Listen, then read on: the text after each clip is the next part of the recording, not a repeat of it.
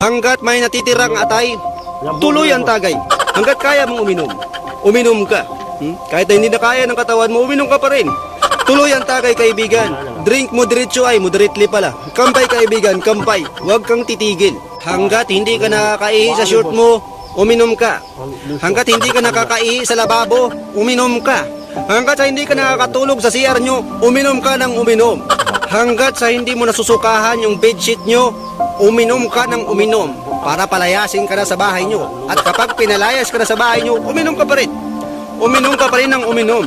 Kahit na pinalayas ka na para palayasin ka na dito sa mundo. Hanggat hindi mo nararamdaman yung sakit ng tiyan, wag na wag mong titigilan.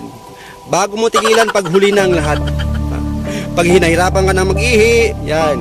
Pag nakakatiter ka na lang, yan. Bago mo tigilan, yan. Yan eh. Dahil sa huli naman ang pagsisisi, kaya hanggat may natitira.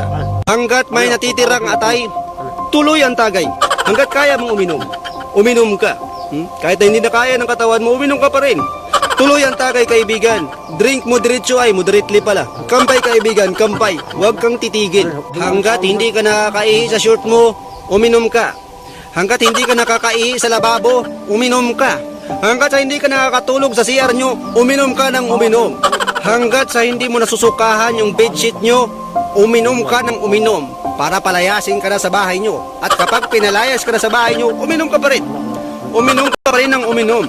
Kahit na pinalayas ka na para palayasin ka na dito sa mundo. Hanggat hindi mo nararamdaman yung sakit ng tiyan, wag na wag mong titigilan.